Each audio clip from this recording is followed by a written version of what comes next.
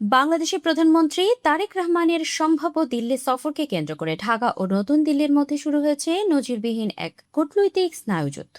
সফর শুরুর কথা উঠতেই ভারতের রাষ্ট্রপতি ভবনের একটি বিভ্রান্তিকর বিবৃতি প্রকাশ এবং ঘণ্টা খানেকের মধ্যে তা প্রত্যাহার করে নেওয়ার ঘটনায় সৃষ্টি হয়েছে চরম অস্বস্তি। কেন থমকে গেল বহুল আলোচিত এই সফর? শেখ হাসিনার প্রত্যর্পণ, গঙ্গার পানি বন্টন ও সীমান্ত হত্যাকাণ্ডের মতো ইস্যুগুলোতে কি অবস্থান নিচ্ছে ঢাকা? ভারতীয় সংবাদ মাধ্যমের খবর অনুযায়ী বাংলাদেশের প্রধানমন্ত্রীকে অভ্যর্থনা জানানোর প্রস্তুতি নিয়ে দিল্লি ও ঢাকার মধ্যে চরম আলোচনা চলছিল। এমনকি ভারতের রাষ্ট্রপতি ভবন থেকে জানানো হয়েছিল প্রধানমন্ত্রীর অভ্যর্থনার পূর্ণ মহড়ার কারণে শনিবারের চেঞ্জ অফ গার্ড অনুষ্ঠান বাতিল হয়েছে। তবে 1 ঘণ্টার ব্যবধানে সেই বিবৃতি প্রত্যাহার করে নেয় রাষ্ট্রপতি ভবন। ভারতের পররাষ্ট্র মন্ত্রণালয় এবং বাংলাদেশের প্রধানমন্ত্রীর প্রেস সচিব স্পষ্ট জানিয়েছেন, সফরের তারিখ এখনো চূড়ান্ত হয়নি। এতে সফরটি কেন্দ্র করে তৈরি হয়েছে তীব্র অনিশ্চয়তা। এই টানাপোড়েনের মূলে রয়েছে সাবেক প্রধানমন্ত্রী শেখ হাসিনার ভারতে অবস্থান এবং সম্প্রতি অডিও লিঙ্কের মাধ্যমে দেওয়া তার বক্তব্য।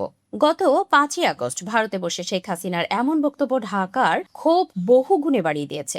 ঢাকা স্পষ্টভাবে সংকেত দিয়েছে শেখ হাসিনা এবং অন্যান্য সাজাপ্রাপ্ত পলাতক আসামিদের প্রত্যর্পণের বিষয়ে ভারতের প্রতিক্রিয়া না পাওয়া পর্যন্ত কোনো ফলপ্রসূ পরিবেশ তৈরি হচ্ছে না। পাশাপাশি 1996 সালের গঙ্গার পানি বন্টন চুক্তির নবায়ন এবং সীমান্তে নির্বিচারে হত্যাকাণ্ড বন্ধের বিষয়ে স্পষ্ট প্রতিশ্রুতি চাইছে বাংলাদেশ। কূটনৈতিক সূত্রে জানা গেছে, কেবল একটি ইস্যুকে কেন্দ্র করে যাতে দুই দেশের সামগ্রিক সম্পর্কের বড় কোনো ধাক্কা না লাগে, সেই জন্য উভয় দেশের পররাষ্ট্র দপ্তর একটি মধ্যপন্থা খোঁজার চেষ্টা চালাচ্ছে। বাণিজ্য, জ্বালানি, অবকাঠামো, সীমান্ত ব্যবস্থাপনার মতো বিস্তৃত ক্ষেত্রগুলো দুই দেশের জন্য অত্যন্ত গুরুত্বপূর্ণ। তবে নিজের দেশের জাতীয় স্বার্থ ও জনদাবির সাথে আপোষ না করে ঢাকা ভারতকে তাদের উদ্বেগের সুনির্দিষ্ট সমাধান নিশ্চিত করতে বলছে।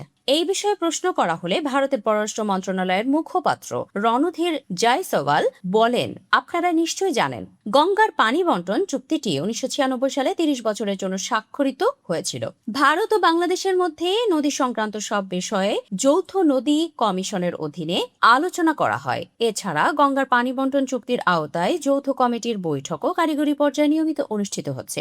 Bangladesh PM Rahman likely to visit India from August 23 থেকে 25, ইন্ডিয়ান নিউজপেপার রিপোর্টস শীর্ষক রিপোর্টে বার্তা সংস্থা রয়টার্স লিখেছে, বাংলাদেশের প্রধানমন্ত্রী তারেক রহমান আগামী 23 থেকে 25 আগস্ট ভারত সফরে যেতে পারেন বলে শুক্রবার ভারতীয় সংবাদপত্র ইন্ডিয়ান এক্সপ্রেস জানিয়েছে। ফেব্রুয়ারিতে প্রধানমন্ত্রীর দায়িত্ব নেওয়ার পর এটি হবে তার প্রথম ভারত সফর।